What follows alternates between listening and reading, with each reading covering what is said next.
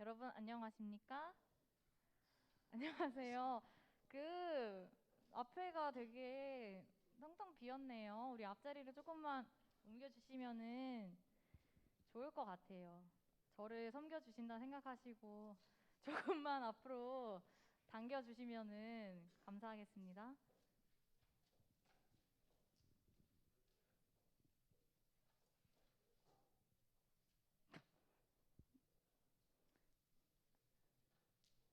네, 앞으로 와주세요, 여러분.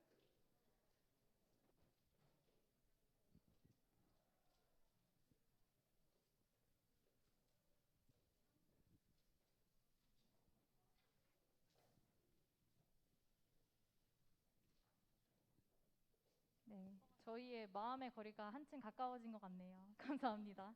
네, 오늘도 이 예배 자리에 오신 여러분들을 진심으로 환영하고 축복합니다. 오늘 이 자리도 먼저 찾아오신 하나님의 사랑과 은혜가 아니었으면 우리가 감히 나오려고조차 하지 않았을 것인데 은혜와 사랑 때문에 우리가 이 자리에 나와서 함께 예배하고 찬양하고 나눌 수 있는 있네요. 네, 우리 같이 그 하나님의 은혜를 생각하면서 찬양했으면 좋겠습니다.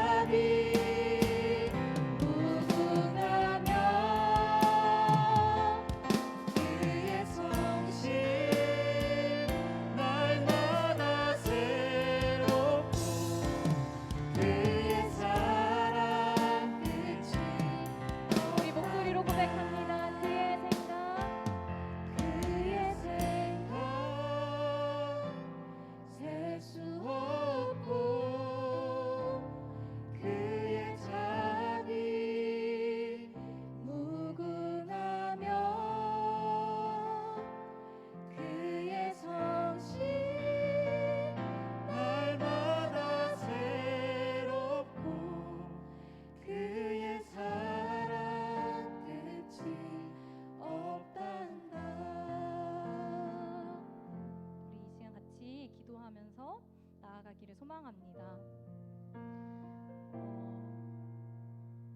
우리의 한 주의 삶을 묵상하면서 낙심하고 때로는 지치고 피곤하고 두려웠던 그 모든 순간들을 하나님 앞에 고백하는 시간이 되었으면 좋겠습니다. 그런 하나님은 우리를 만드신 분이고 우리를 가장 많이 알고 계시고 우리를 가장 깊이 이해하시는 하나님이십니다. 그 하나님 앞에 우리가 어떻게 지내왔는지 내 마음이 어떠했는지 고백하면서 오늘 이 예배의 시간에서 나에게 또 다시 자비를 베푸시고 사랑을 베푸실 하나님을 기대하는 이 예배의 시간이 되게 해달라고 우리 이 시간 같이 기도하겠습니다.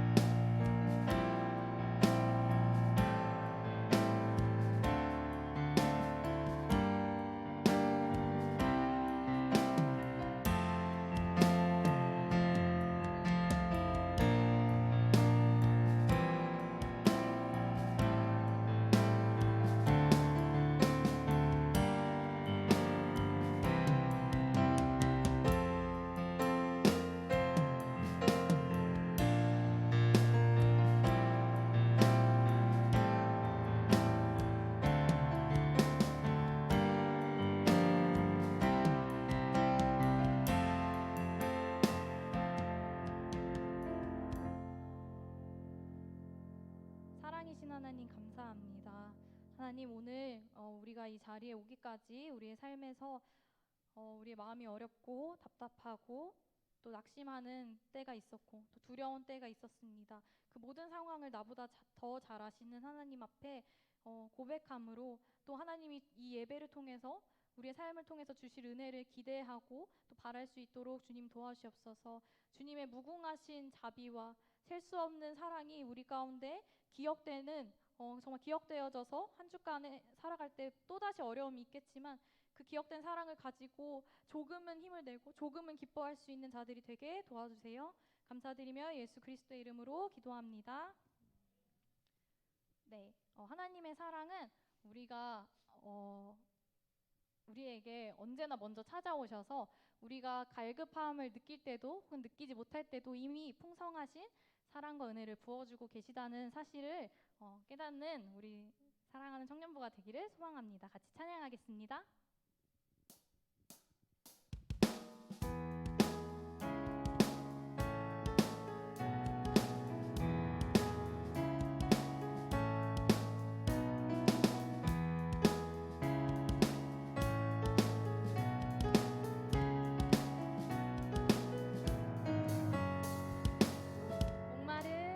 목마른 사슴이 시냇물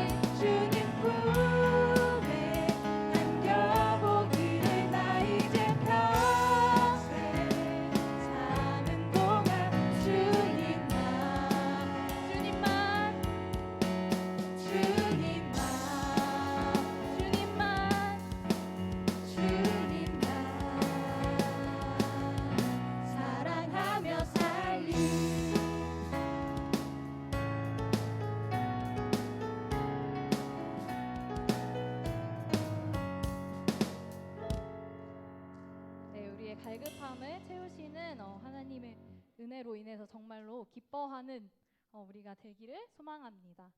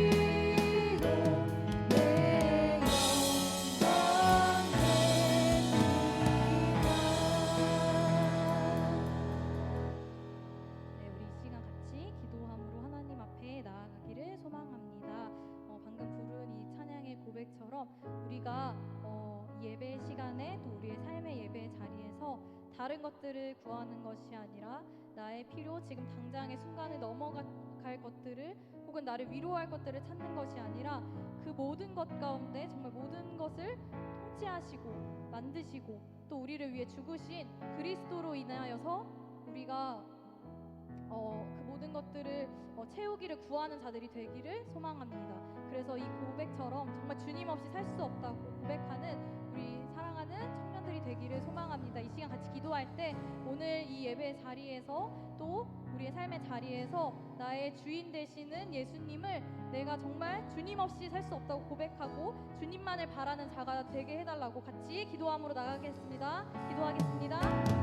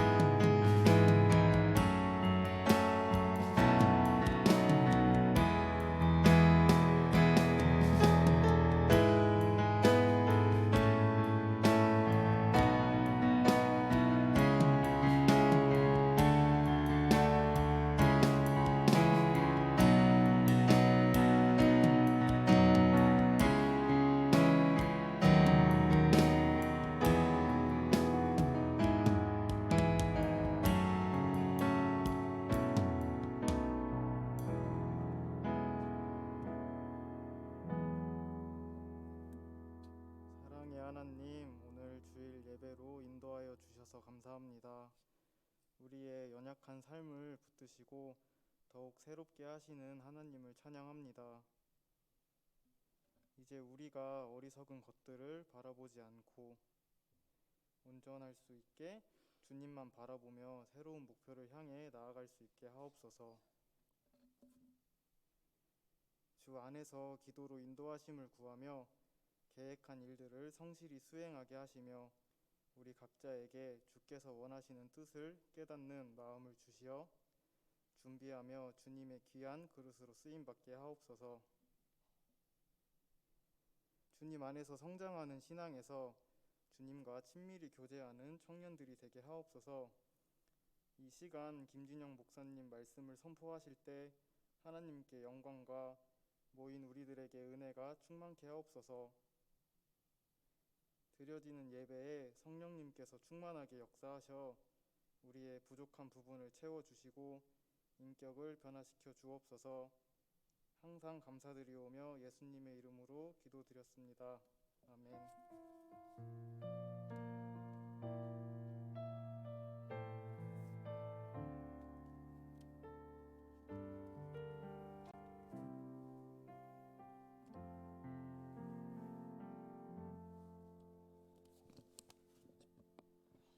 이 시간 저와 여러분이 함께 보실 하나님 말씀은 요한복음 7장 1절부터 9절까지의 말씀입니다. 요한복음 7장 1절부터 9절까지의 말씀. 요한복음 7장 1절부터 9절까지의 말씀을 저와 여러분이 한 절씩 교독하도록 하겠습니다. 요한복음 7장 1절부터 9절입니다. 다 찾으신 줄로 알고 한 절씩 교독하도록 하겠습니다. 하나님 말씀입니다. 그 후에 예수께서 갈릴리에서 다니시고 유대에서 다니려 아니하심은 유대인들이 죽이려 함이러라. 그 형제들이 예수께 이르되 당신이 행하는 일을 제자들도 보게 여기를 떠나 유대로 가소서.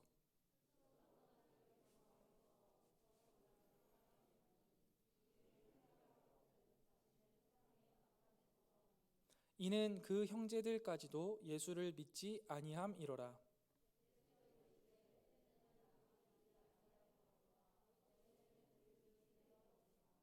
세상이 너희를 미워하지 아니하되 나를 미워하나니 이는 내가 세상의 일들을 악하다고 증언함이라.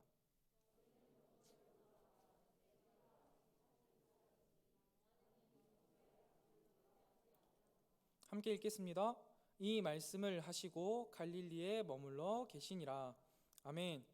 자, 우리 옆에 계신 형제 자매님들과 함께 인사하겠습니다. 당신의 모습 가운데 예수님을 봅니다. 반대쪽을 보시면서 똑같이 인사해 주세요. 당신의 모습 가운데 예수님을 봅니다. 네, 우리 프라우스 공동체 여러분에게 하나님의 모습, 예수님의 모습이 서로 보여줬으면 좋겠습니다. 여러분, 몇 년 전에요, 한 이렇게 좀 의식 있는 기독 청년들 사이에서요, 고지론과 미답지론의 이슈가 한참 뜨거웠습니다. 간략하게 두 이슈에 대해서 설명을 하자면, 고지론은요, 세상의 정상에 올라서 그곳에서 선한 영향력을 행사해야 한다라는 주장이고요. 구약의 요셉, 다니엘, 느헤미야 같은 인물들을 예로 들면서 그들의 주장을 펼칩니다. 반대 미답지론은요, 아무도 밟지 않는 그곳에서 철저히 이웃을 섬기며 살아야 한다라는 주장입니다. 미답지론의 목적지는요, 세상의 가장 낮은 자리를 의미하고요, 초대교회 성도들과 또 사도들을 그 예로 들면서 그들의 주장을 말하고 있습니다. 두 입장은요, 사람들은 서로 이제 자신의 견해가 맞다라고 하면서 끝까지 팽팽하게 맞섰거든요. 각자 타당한 논리를 가지고 있기 때문에 무엇이 옳고 그른지 판단하기가 쉽지는 않아 보입니다. 고지론자들은 세상의 높은 지위를 차지해서 보다 많은 사람에게, 그리고 세상도 인정할 수밖에 없는 큰 힘을 가지고 복음의 영향력을 행사해야 한다는 입장이지요. 굉장히 타당한 말입니다. 다니엘처럼 화려한 스펙을 가지고 있으면 우리 성도들뿐만 아니라 세상 사람들도 누구나 관심을 갖게 될 것이고, 이런 상태에서 복음을 전해야 효과적이다라는 주장이지요. 반면에 미답지론자들은 세상의 높은 곳에 오르는 것 자체를 거부합니다. 그것 자체가 비성경적이라는 생각 때문인데요. 복음이 밝히 드러난 신약 교회를 보면 세상의 가장 바닥, 가난한 이웃들과 함께하며 복음으로 세상을 섬겼다. 그것이 교회의 역할이다라고서 이야기하며, 이것이야말로 주님이 걸어가신 십자가의 길이라고 그들은 단언합니다. 들어보면 정말 설득력 있고 도전이 되는 주장이 아닐 수 없습니다. 그렇다면 여러분, 오늘 본문 말씀 가운데 나오는 예수님의 형제들은 어떤 이론에 가까운 사람들일까요? 오늘 본문 말씀을 자세히 함께 살펴보면 예수님의 친형제들이요, 예수님에게 요구하는 것은 고지론적인 요구입니다. 유대인들의 3대 절기 중 하나인 초막절, 그러면 유대 예루살렘에는요, 수많은 사람들이 몰릴 것입니다. 그때 그곳에 올라가서 놀라운 기적들을 행하고 그 기적들을 보여줌으로써 세상에 예수님 자신이 메시아임을 드러내라라는 것이죠. 그러면서 그곳에서 공식적이고 영향력 있고 효과적으로 너희의 그 메시아된 모습을 보여주어라 라고 요청한 것입니다. 그런데 예수님은요, 이 요구를 거절하시지요. 그렇다면 예수님은요, 미답지론에 대해서 좋게 생각하시고 긍정적으로 반응하시는 걸까요? 저는 요한복음을 계속해서 묵상하면서 고지론이냐 미답지론이냐, 이 두 가지 견해에 대해서 다시 한번 진지하게 고민하게 되었습니다. 우리가 지난주에 살펴보았던 요한복음 5장 말씀 가운데 보면 그 스토리에 예수님께서 38년 된 중풍병자를 고치신 사건이 기록되어 있습니다. 치유의 장소는 베데스다, 자비의 집, 연못의 행각이었습니다. 거기에는 온갖 병자들이 모여 있었습니다. 그리고 예수님은 그곳에서 38년 된 중풍병자를 고쳐주셨지요. 그리고 나서 이 예수님으로부터 고침을 받은 이 사람이 이제 예수님을 떠나서 어느 한 장소로 옮겨갑니다. 그러면서 이제 배경이 그 베데스다에서 다른 곳으로 딱 전환이 되는데요. 그곳이 어디냐면 예루살렘 성전입니다. 여러분 한번 잘 생각해 보세요. 38년 동안 병자들만 모여 있는 베데스다 연못에 있던 사람이 치료를 받고 제일 먼저 찾아간 곳이 어디냐면 성전이었습니다. 하나님께 예배하고 싶었던 것이죠. 그 누구나 당연하게 갔고 그 누구나 가서 그곳에서 많은 은혜를 누렸던, 그리고 나도 하나님 아버지 앞에 너무나 나아가고 싶었던 그 성전을 향해서 이 병자가 나아갑니다. 근데 그때 예수님께서 그 병자를 찾아가시죠. 그리고 그 병자에게 뭐라고 말씀하세요? 너무 잘 왔다. 야, 치료받았으니까 너무 행복하지? 앞으로 행복하게 살아라. 이렇게 이야기하지 않으시고 죄를 짓지 않도록 조심해라 라고 말씀하십니다. 그 사람에게는요, 참 이상한 말처럼 들렸을 것 같아요. 38년 만에 처음으로 밟는 그 성전, 얼마나 기쁘고 감격한 마음으로 그곳에 들어갔겠습니까? 그런데 그곳에서 자신을 낫게 해주신 예수님을 만났고 정말 기쁜 얼굴로 그분을 마주했는데 정작 예수님께서 하시는 말씀은 죄를 짓지 않도록 조심해라 라고 말씀하시니 이 상황이 잘 이해되지 않았을 것 같습니다. 그렇다면 예수님은요, 왜 그를 만나 죄를 조심하라 라고 말씀하신 걸까요? 여러분, 이건 우리가 참 잘 알고 있는 내용입니다. 사실 우리가 무언가 힘들고 어려울 때, 우리의 영혼이 병자로 있거나 우리의 삶이 너무나 힘들고 가난할 때 더 하나님을 붙잡습니다. 그런데 이 문제들이 해결되면요, 오히려 하나님을 떠나거나 아니면 오히려 하나님을 섬기는 일에서 한 발짝 물러나는 우리의 모습들을요, 종종 살펴봅니다. 너무나 당연한 것처럼 하나님께서 나에게 은혜를 베풀어 주시고 내가 오늘날 예배 자리에 나오는 것이 너무나 당연하고 일상화되어서 오히려 하나님 앞에 더 많은 죄악들을 저지르게 된다라는 사실을 우리에게 알려주시는 거죠. 병자로 있을 때보다 건강할 때가 더욱 죄 짓기 좋을 때이며 베데스다보다 예루살렘 성전이 더욱더 죄에 오염될 소지가 크기 때문에 죄를 조심하거라 라고 예수님은 말씀하신 겁니다. 두 가지의 그 배경이 있잖아요. 하나는 베데스다 행각입니다. 예루살렘에서도 아주 낮은 곳, 아주 낮고 병자들만 모여 있는 곳, 그리고 반대로 예루살렘 성전, 하나님을 향한 영광이 가득 차고 모든 사람들이 집중되며 그곳에 기쁨과 환희만 있는 그 예루살렘 성전, 두 곳이요 끊임없이 교차되면서 비추어지고 있다라는 것이죠. 그리고 예수님은 이 두 곳을 모두 다 방문하셨다는 거죠. 높은 곳으로도 가시고 아주 낮은 곳으로도 가셨습니다. 그런데 여러분, 이제 성경을 계속해서 잠잠히 묵상하다 보면 예수님의 공생애 가운데에는요, 객관적으로는 변두리에서 주로 시간을 많이 보내신 것 같습니다. 대신에 이스라엘의 중앙이었던 예루살렘에는 가끔씩 방문하셨죠. 그러면 여러분, 여기에서 이제 의문이 생기는 거죠. 그러면 우리는 도대체 고지와 미답지 어디로 가야 할 것인가?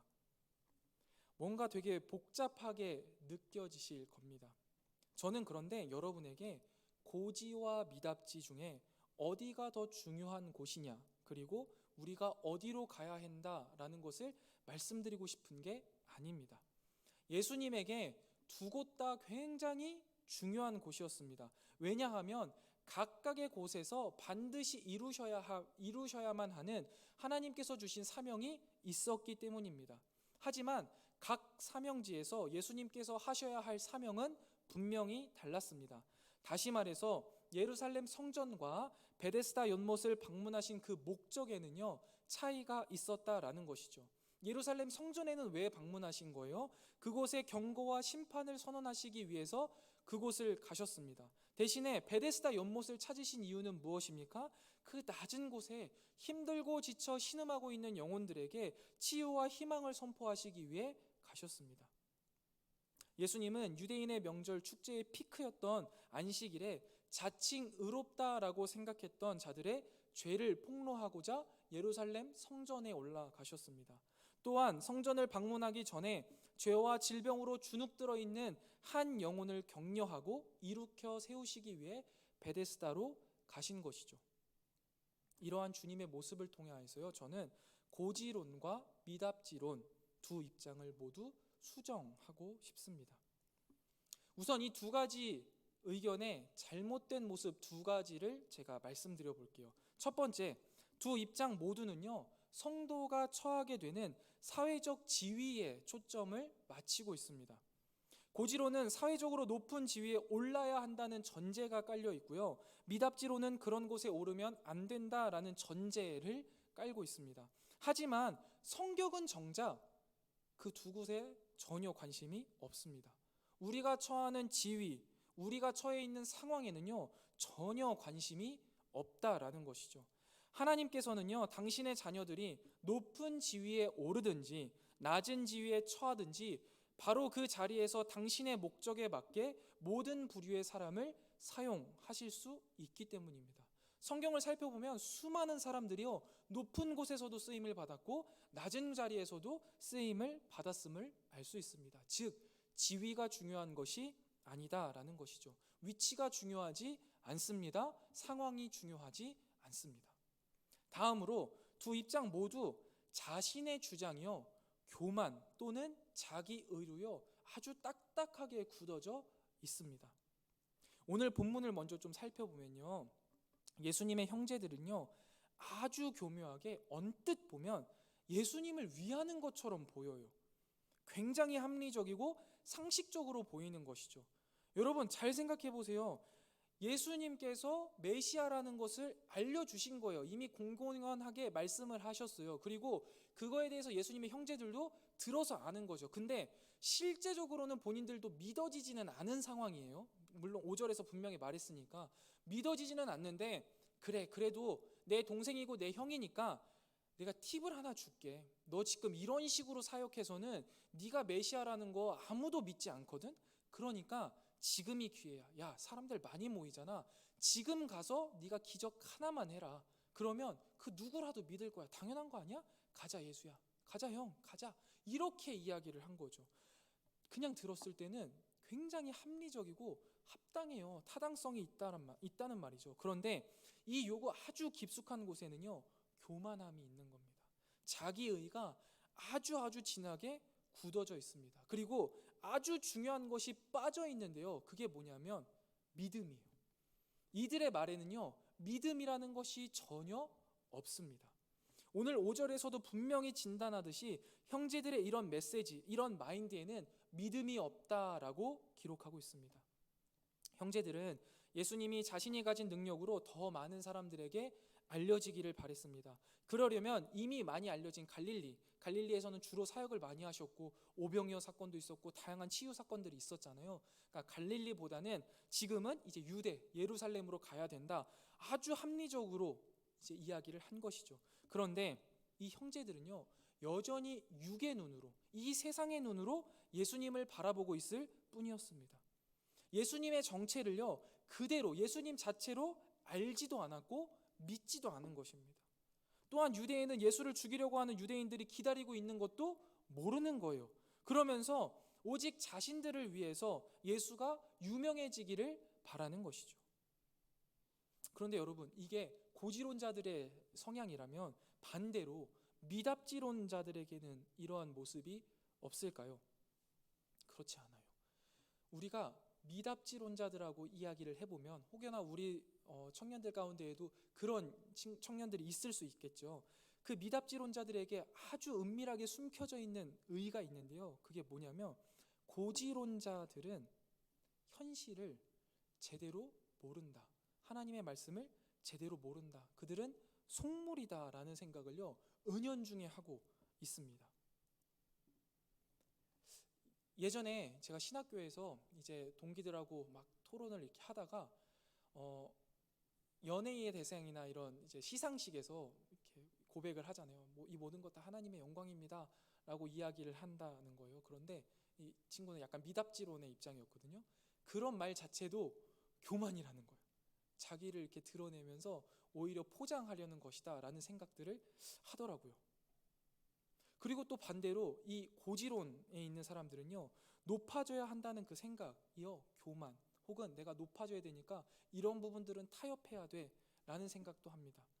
또 낮아져야 한다는 이 미답지론의 입장은요, 자기의로 저 사람들은 교만해, 내가 맞아 라는 것으로 자꾸 포장합니다.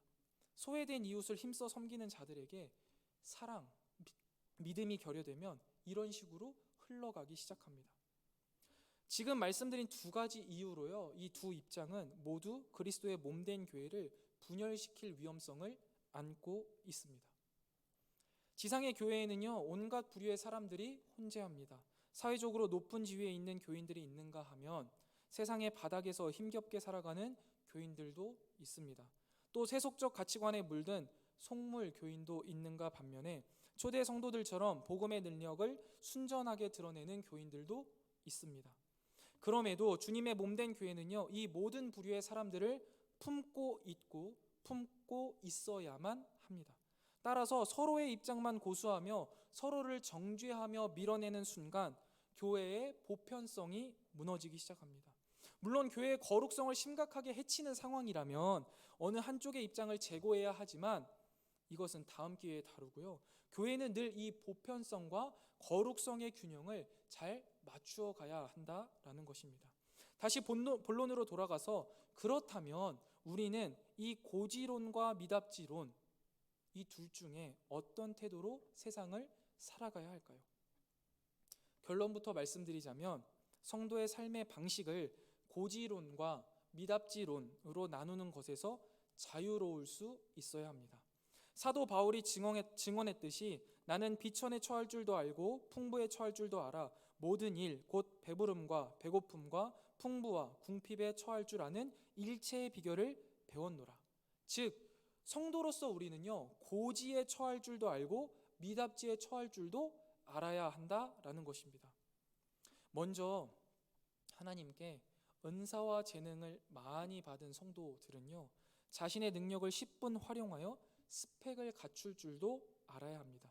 이 일 자체를 거부하는 것, 즉 미답지론자들의 말처럼 하는 것은요 직무유기에 해당될 가능성이 높습니다. 심지어 하나님 앞에 악하고 게으른 종으로 주님께 책망받을 위험성도 분명히 있습니다. 다만 고지에 올랐을 때 자신의 능력과 스펙이 복음의 영광을 가리지 않도록 늘 경계해야 하고 도리어 그것들을 복음 전파의 도구로 활용할 수 있어야 합니다. 무엇보다 자신의 지위와 스펙이 초라하게 느껴질 정도로 하나님의 영광을 사모해야 합니다. 하나님의 나라와 그분의 영광에 목말라하는 고지론자들은 사실 자신의 고지 따위에는요 전혀 관심이 없다라는 사실이죠. 심지어 자신의 고지가 위협당하는 순간에도 그런 것에 전혀 아랑곳하지 않습니다. 실제로 성경에 나오는 요셉, 다니엘, 느헤미야가 그러했죠. 대적들이 아무리 모함해서 자신들의 위치와 고지를 위협해도 그들은 하나님의 영광과 그분의 나라가 계속되기만을 바라고 또 바랬습니다.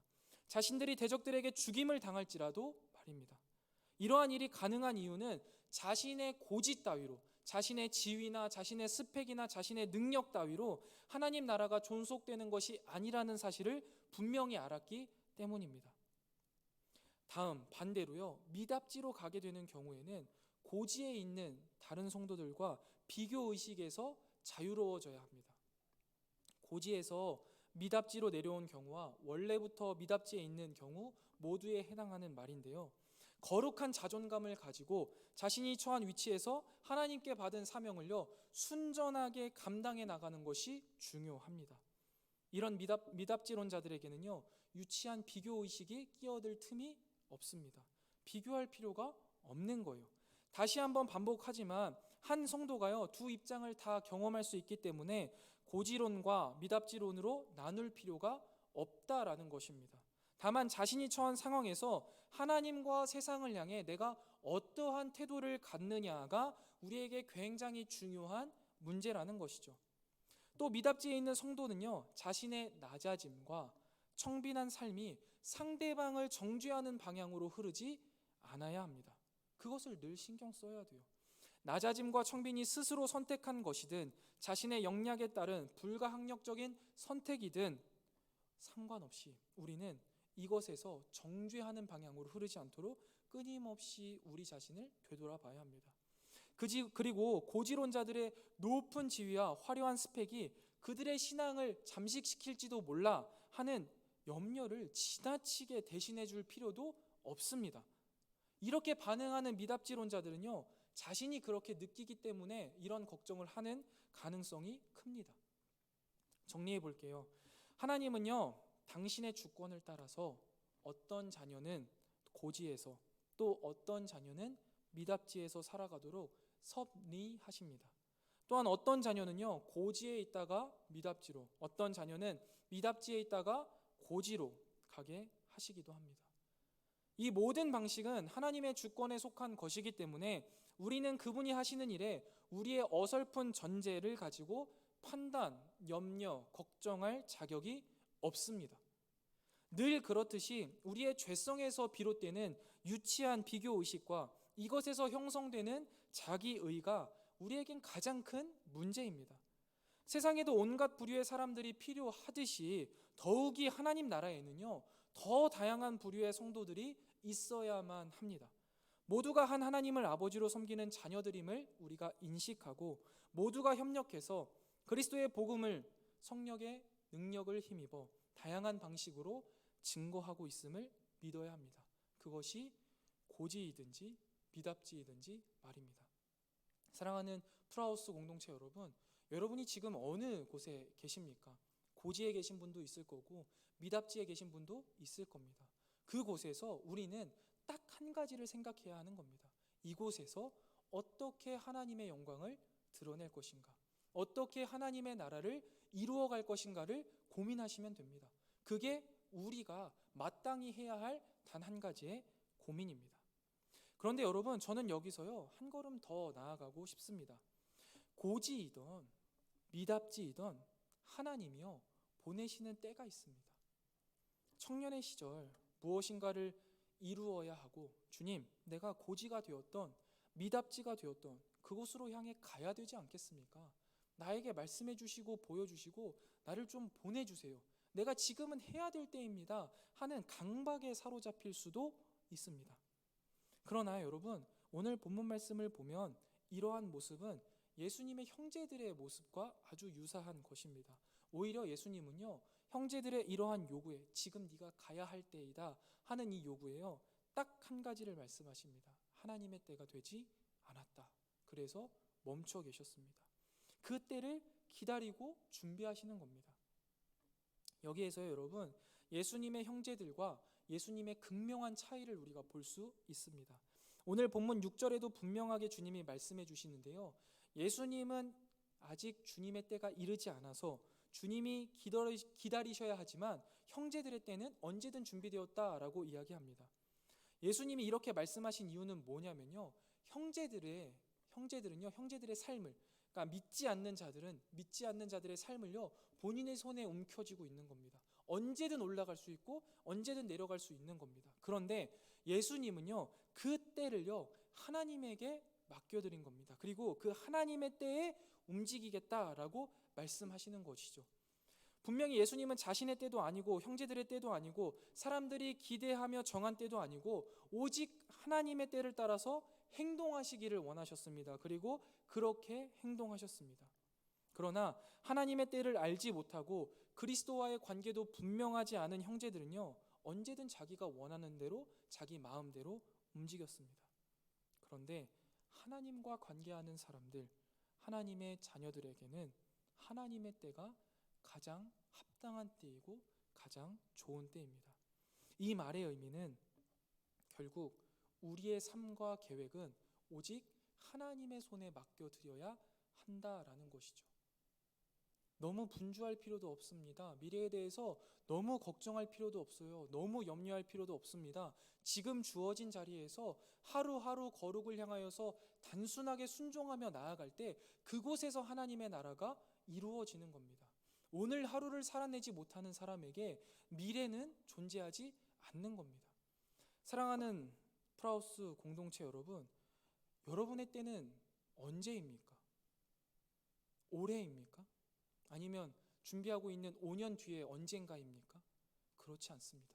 여러분의 때, 우리의 때는요 오직 하나님만이 아시고 그 하나님의 때에 우리는 분명히 움직일 수 있습니다. 왜냐하면 하루하루를 순종하며 주님의 부르심을 기대하며 기다리고 있기 때문이죠. 여러분, 이것이요 바로 믿음 없는 요구와 믿음의 차이입니다.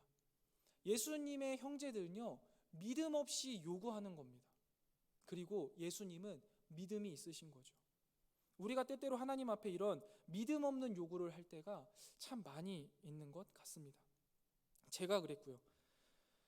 제 이야기를 잠깐 하면서 좀 이해를 도와드리려고 해요. 저는 초등학교 5학년 때부터 목사가 되고 싶었어요. 그 이유는 딱 한 가지였습니다. 5학년 때 이제 처음 이사를 가면서 장로교를 처음 가봤습니다.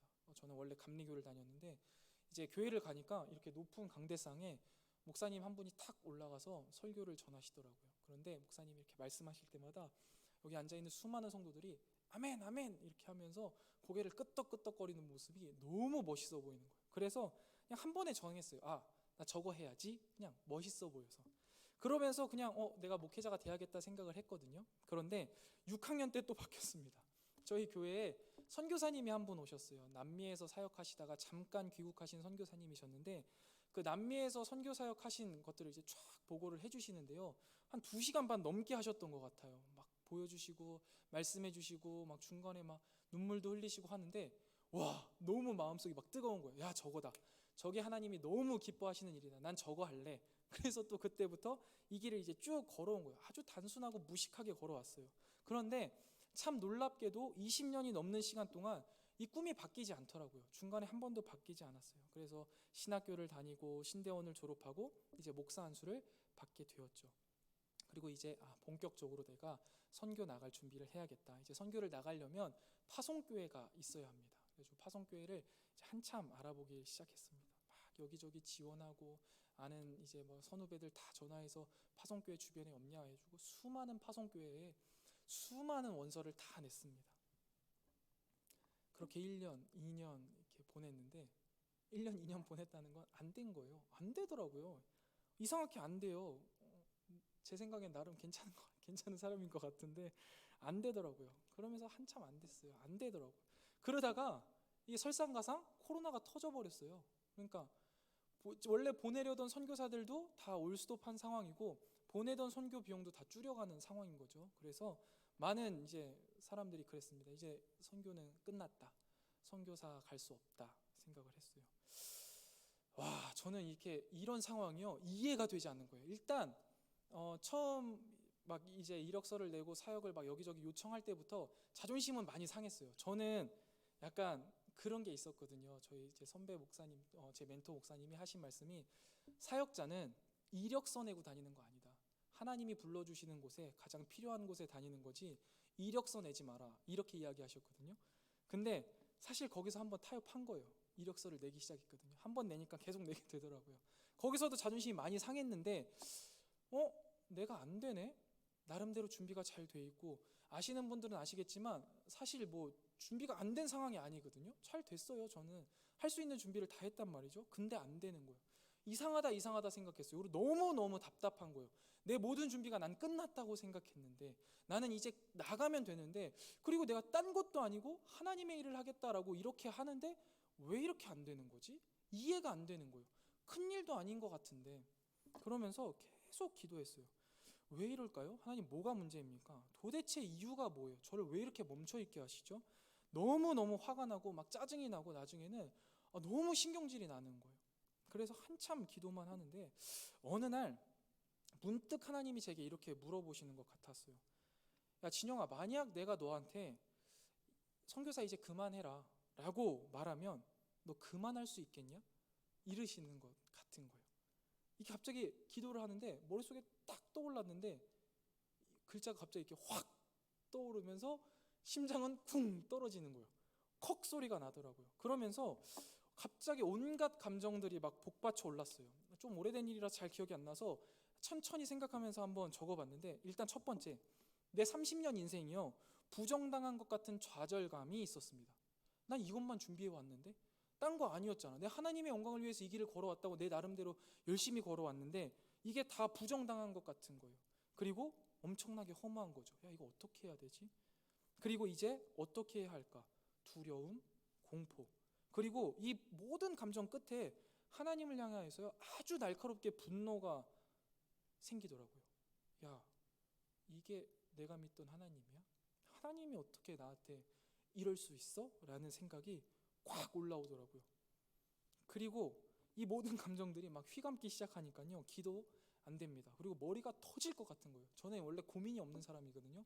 막 머리가 너무 터질 것 같고 막 어질어질한 거예요. 그리고 그렇게 한 몇 시간을 거기서 그렇게 씨름을 했는데 눈물이 안 나. 나중에는 눈물이 안 나고요 이가 아주 그냥 꽉꽉 깨물어지는 경험을 하게 됐어요. 너무 분노하는 거예요. 그러니까 막 이를 막 있는 것 없는 것 막 깨물게 되더라고요. 그렇게 하루를 보내고 끝나지 않았어요. 몇 달을요.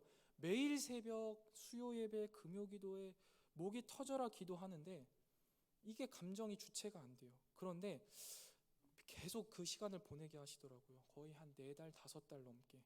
그러면서 하나님이요. 천천히 제 마음을 조금씩 정리하게 하시더라고요. 처음부터 아주 밑바닥부터 다시 천천히 정리하고 고민하게 하시더라고요. 첫 번째, 나는 도대체 무엇 때문에 예수를 믿고 있는가라는 질문으로 다시 시작했어요. 내가 왜 예수를 믿어야 하지? 내가 왜 믿고 있지? 무엇 때문에 내가 예수님을 전하려고 하고 있는 거지? 왜 선교사가 되기를 원했었지? 왜 내가 영향력 있는 사람이 되어야 하겠다고 생각했을까? 나는 왜 신학교에 갔고 왜 신대원을 다녔지? 정말 내가 원하는 건가? 아니면 예수님이 원하는 건가? 내가 선교사 되는 것과 예수님과는 무슨 상관이 있을까? 라는 이러한 질문들에 하나하나 답하기 시작했어요. 적고 답했습니다.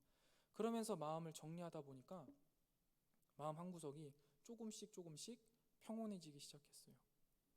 그리고 그 전까지는요, 제가 하나님 앞에 믿음 없는 요구를 했구나라는 생각을 하게 되었습니다. 그런 깨달음이 있었어요. 어떻게 기도했냐면, 하나님, 저를 선교사로 보내주세요. 주님이 원하시는 곳 어디든 내가 가겠습니다. 내 생명 내어드릴게요. 그리고 그 일 가운데 주님 함께 해주세요. 파송교회 생기게 해주시고 나라를 정해주시고 보여주세요. 그러면서 내가 하고 싶은 일, 이게 하나님의 일일 것이다 정하고 믿음 없는 요구를 끊임없이 요청했던 거죠. 그런데 이렇게 일이 있고 나서는요, 역으로는 이렇게 기도하게 되더라고요. 하나님이 만약에 저를 선교사로 사용하길 원하신다면 보내주시고, 아니라면 다른 길을 알려주세요. 대신 오늘 하루 가운데에 하나님의 뜻을 충분히 이루어갈 수 있도록 나의 마음을 주장해 주세요. 그리고 여전히도 그 기도 끝에 아직도 단서가 붙기는 해요. 근데 하나님 아시죠? 저 선교 가고 싶어요. 그러니까 하나님이 아니라고 하시면 못하겠지만 그래도 하나님이 아니라고 하실 때 순종할 수 있는 마음 주세요. 아직 그 마음까지는 내가 못 갖겠어요 하면서 계속 기도하고 있고, 오늘도 기도하고 여전히 이 기도를 드릴 때마다 눈물이 나고 쉽지 않은 마음입니다. 그러면서 여러분, 2020년 한 해는요, 아무 교회에도 지원서를 넣지 않았어요. 하나님이 보내시면 보내시겠지. 내가 초심으로 돌아가야겠다. 내가 너무 하려고 했구나. 내가 믿음 없는 요구를 하나님께 계속 드렸구나 라는 생각이 들면서 아무것도 넣지 않았어요. 그리고 그저 하나님이 부르시면 가야지, 아니면 여기까지인가 보다 하면서 잠잠히 기다리고 있었습니다. 그런데 그해 10월에 전화 한 통이 왔습니다. 핸드폰을 딱 봤는데 평택 성문교회 천종민 담임 목사님이라고 저장되어 있는 번호로 전화가 왔어요. 핸드폰에 왜 천종민 담임 목사님 핸드폰 번호가 저장되어 있는지 아세요, 여러분? 제가 18년, 19년도에 지원서를 넣었다 떨어진 교회가 성문교회예요.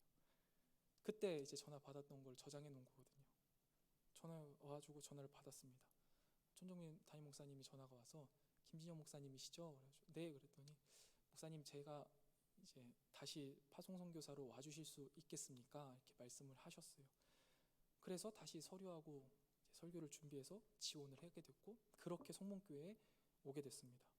그렇게 성문교회에 오게 되면서 저는 한 가지 귀한 깨달음을 또 얻을 수 있었죠. 믿음의 삶이라는 것은요, 언제든 하나님의 말씀을 따라 하나님의 때를 따라 살아가는 것이구나.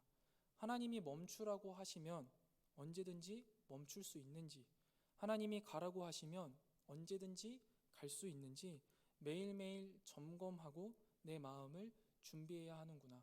내가 이 본향을 바라보며 이 땅에서는 늘 나그네로 살아가야 하는 삶이구나 라는 것을 깨닫게 되었습니다. 내가 그동안 가짜 믿음으로 포장된 믿음 없는 요구를 하나님께 했다면 이제는 진짜 믿음의 요구, 믿음의 요청을 해야겠다. 주님, 말씀하시면 가게 하시고, 주님 멈추라 하시면 멈출 수 있는 사람, 또한 멈춰 있을 때 두려워하지 않고 불안해하지 않으며 하나님의 딸을 기쁨으로 준비할 수 있는 사람, 그런 사람이 되게 도와주시옵소서. 이것이 요즘 제가 가장 많이 하나님께 드리는 기도가 되었습니다. 특별히 하나님이 주신 비전을 위해서 아마 청년회 때 지금 이 나이 또래에 여러 방면에서 열심히 준비하고 계신 우리 프라우스 가족 여러분, 이것을 꼭 기억하셨으면 좋겠습니다. 나의 어떠함이 하나님의 뜻을 이루는 것이 아니라 때를 따라 행하는 단순한 순종만이 주님의 뜻을 성취합니다. 오늘 이 자리에서 예배하는 당신의 순종으로 이미 주님은 주님의 뜻을 이루셨고 이루어지고 있으며 이루어 가실 것이라고 저는 믿고 기대하며 기도하고 응원하겠습니다. 말씀을 정리하겠습니다. 사랑하는 청년 여러분, 하나님은요, 하나님의 주권을 따라서 어떤 자녀는 고지에서, 어떤 자녀는 미답지에서 살아가도록 섭리하십니다. 또한 어떤 자녀는 고지에 있다가 미답지로, 미답지에 있다가 고지로 가게 하시기도 합니다. 이 모든 방식은요, 하나님의 주권에 속한 것입니다. 그렇기 때문에 우리는 그분이 하시는 일에 우리의 어설픈 전제를 가지고 판단하지 않아야 합니다. 그저 그곳에서 순종해야 합니다.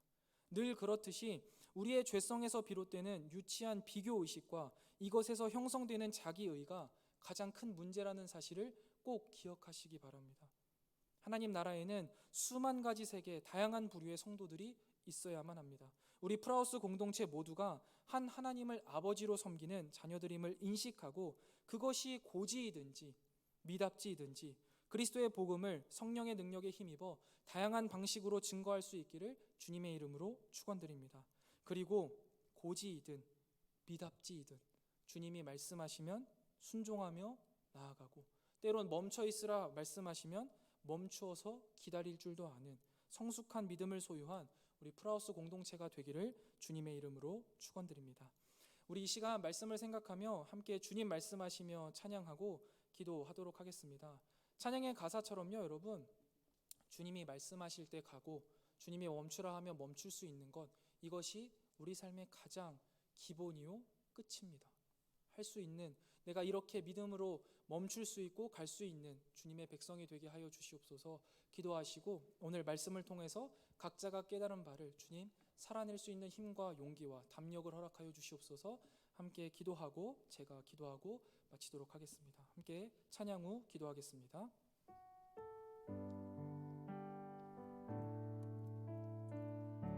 주님 말씀하시면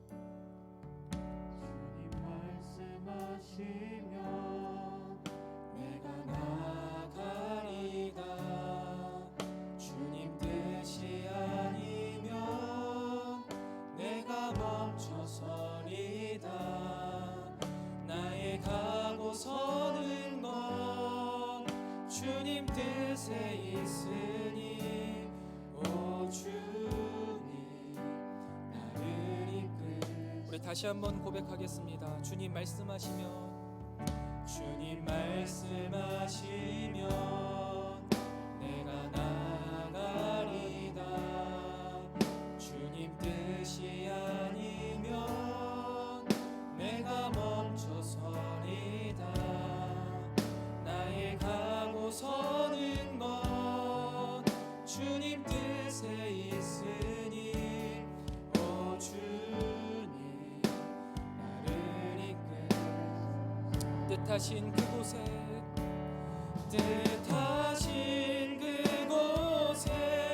나 있기 원합니다.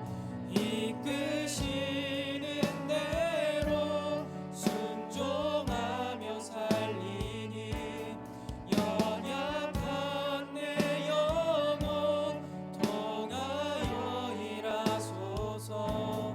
주님 나라와 그 뜻하신 그곳에 나 있기 원합니다. 뜻하신 그곳에 나 있기 원합니다.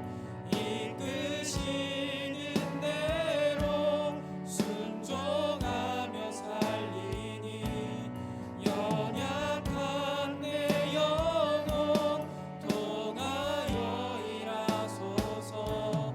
주님 나라와 그 뜻을 위하여 오 주님 나를. 우리 이 시간 오늘 말씀을 생각하며 함께 기도하며 나아가겠습니다. 기도합니다. 하나님 아버지, 우리 이 시간 주님께서 우리에게 각자에게 주신 말씀을 통해 여러 가지 깨닫게 하시니 참 감사합니다. 주님의 말씀을 통해 우리 각자가 깨달은 바를 살아내기를 원하오니 주여 아버지, 우리가 살아낼 용기와 힘과 담력을 허락하여 주시옵소서. 그리하여서 주님의 말씀이 우리 마음 가운데 깊숙한 곳에 심겨지게 하시고 그 심겨진 말씀이 살아있고 활력이 있어 우리 삶 가운데 아름답게 피어나게 하여 주셔서 우리 삶 가운데 주님의 나라가 아름답게 일어나는 놀라운 역사를 주님 허락하여 주시옵소서. 특별히 아버지 하나님, 우리 가운데 주님을 향한 믿음이 있기를 소망합니다. 우리가 믿음이 없는 요구들을 주님 아버지 앞에 너무나 많이 하며 이 시간 우리의 삶을 살아오지 않았나 주님 되돌아볼 때 참 부끄러운 마음이 많이 있습니다.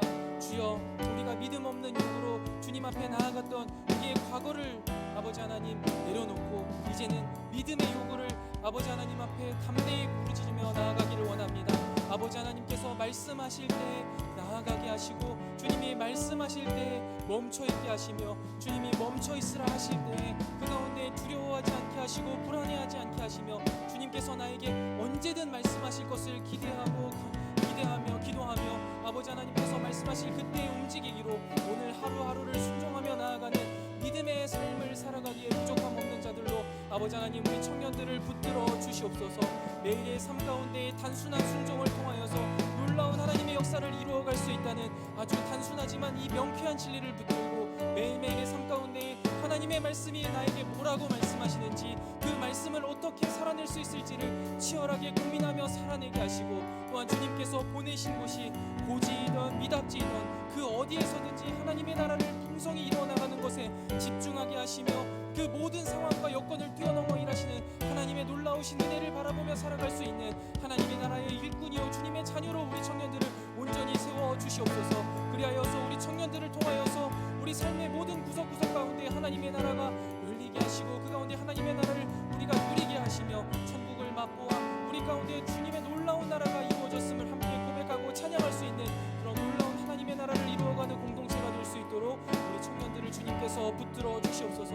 특별히 청년의 때에 아버지 하나님 주님께서 주신 비전을 향하여서 나아가고자 하는 많은 청년들이 있습니다. 그러나 주님, 그 기다림 가운데 주님의 비전을 바라보는 과정 가운데 두려워하거나 낙심하거나 낭망하거나 좌절하거나 절망하거나 주님 앞에 불만을 표출하기보다는 주님께서 나에게 얼마나 더 놀라우신 일을 이루어 가실지 또한 주님을 향하여서 기대하는 마음으로 기도하며 보낼 수 있게 하여 주시옵소서. 너무나 마음 상해하지 않게 하시고 불안해하지 않게 하시고 오직 주님이 주시는 평안과 담대함을 가지고 나아갈 수 있도록 주님께서 그들의 마음을 온전히 붙들어 주시옵소서. 아버지 하나님 앞에 우리의 삶을 온전히 내어드립니다. 주님, 우리가 어느 곳에 있든지 아버지의 나라와 영광을 위하여서 살아가게 하여 주시옵소서. 사랑의 하나님, 감사합니다. 주님의 크신 뜻 가운데 우리가 고지에도 있을 수 있고 미답지에도 있을 수 있고 우리 삶에 행복이 있을 때가 있고 때로는 어려움이 있을 때가 있다는 사실을 이 시간 다시금 깨닫습니다. 주님, 우리가 어디에 있든지 그곳에 하나님의 뜻이 있으며 그 하나님의 뜻 가운데에 우리가 순종하며 그 장소에서 그 시간 가운데에 하나님의 나라를 주님의 영광을 드러내는 일에 더욱더 집중할 수 있는 우리 모든 청년들이 되게 하여 주시옵소서. 특별히 주님, 간절히 바라옵기는 청년의 때에 주님께서 우리에게 가지고 계신 비전을 향하여서 나아가고자 우리가 결단하고 또 준비하는 과정 가운데 있습니다. 그러나 주님, 아직 주님이 우리를 보내시지 않으셔서 기다리고 있을 때에 좌절하거나 낭망하거나 권태에 빠지거나 슬퍼하거나 불만을 갖지 않게 하시고 오히려 매일의 삶 가운데 주님이 언제든 나에게 말씀하시거든 고지가 되었던 미답지가 되었던 주님, 내가 믿음으로 나아가겠습니다 고백할 수 있는 믿음의 하루를 살아가는 믿음의 군사들로 우리 모든 청년들을 붙들어 주시되 주님, 그 가운데 주님이 주시는 평안함 있게 하시고 그곳에 주님이 주시는 사랑이 우리가 흡족히 누리게 하여 주시옵소서. 특별히 주님, 우리 가운데에 하나님의 사랑이 흘러 넘치기를 원합니다.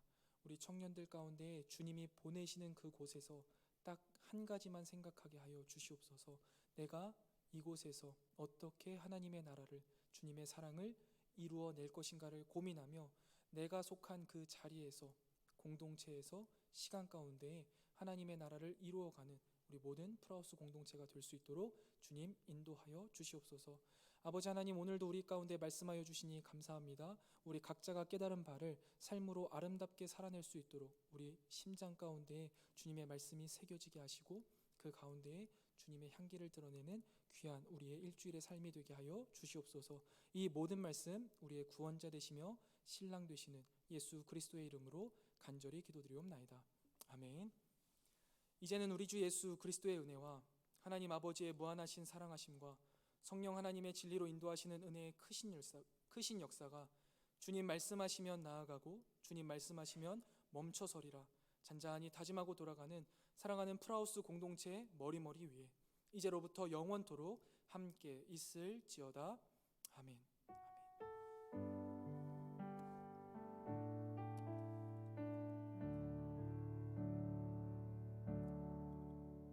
예배 마쳤습니다. 감사합니다. 광고 따로 나와서 하시나요? 광고 따로 없습니다. 1청년부는 유년부실로? 아니, 소예배실로? 아니, 각자 GBS 하는 겁니다. 1청년부 각자 GBS 해주시고요. 2청년부도 각자 GBS 해주시면 됩니다. 수고 많으셨습니다. 다음 주에 뵙겠습니다. 저 뭐 실수했어요? 2청년 남으셔야 됩니다. 네, 2청년 자리 잠깐 남으세요. 맞아요. 우리 광고할 거 좀 있어요. 죄송합니다.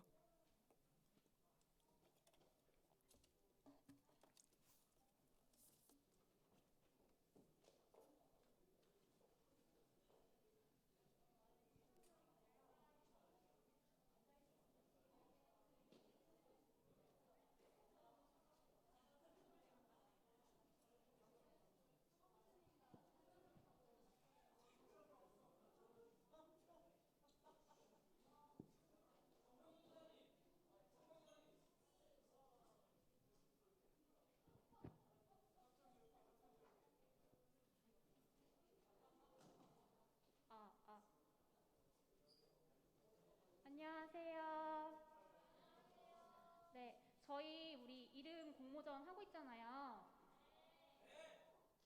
그거 우리 오늘 자정까지 의견 받아서 마감하니까 아직 안 올린 분들 올려주시고요. 우리 다음 주랑 그리고 그 다음 주에 2주 동안 투표를 할 거예요.